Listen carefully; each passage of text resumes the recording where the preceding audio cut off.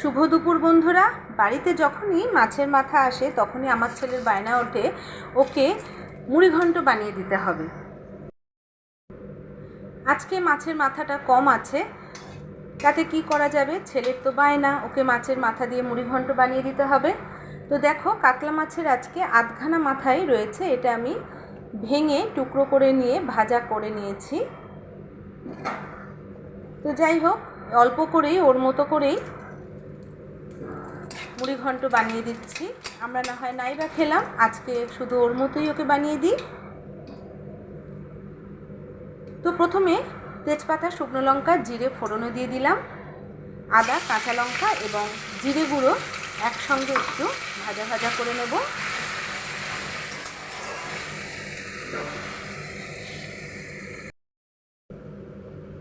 এর মধ্যে দিয়ে দেবো ফাটিয়ে রাখা দারচিনি, ছোটো এলাচ, লবঙ্গ।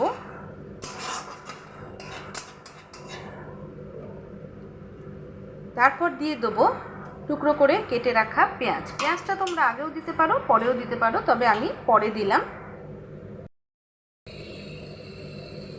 দিয়ে দেবো সামান্য লবণ, সামান্য হলুদ এবং সামান্য কাশ্মীরি লঙ্কা গুঁড়ো। কাশ্মীরি লঙ্কা গুঁড়োটা কালারের জন্য আমি দিয়ে থাকি।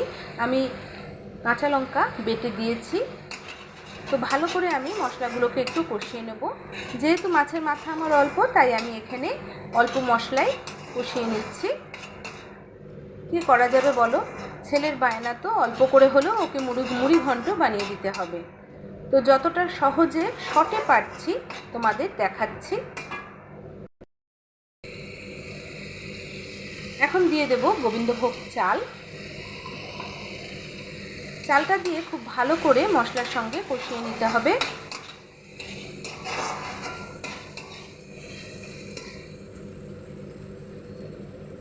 এখন দিয়ে দেব মাছের মাথাগুলো। মাছের মাথাগুলো চাল এবং মশলা খুব ভালো করে একসঙ্গে কষিয়ে নিতে হবে। কষিয়ে নিয়ে 2 মিনিটের মতো আমি ঢাকা দিয়ে দেব।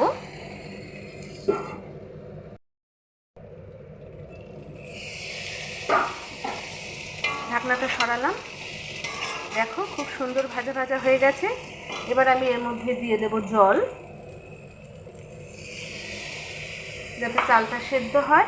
খুব সুন্দর গন্ধ বেরিয়েছে।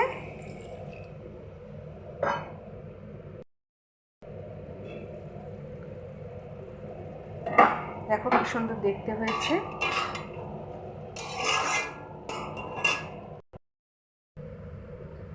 নামানোর আগে দিয়ে দেব চিনি,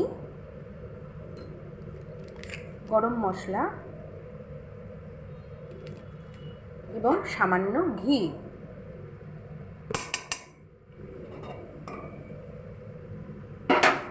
সমস্ত কিছু দিয়ে এবার নেড়ে চেড়ে ঢাকা দিয়ে দেবো। তবে যাই বলো, অল্প হলে হবে কেন, অল্প হলেও দেখতে, খেতে এবং গন্ধে অপূর্ব হয়েছে।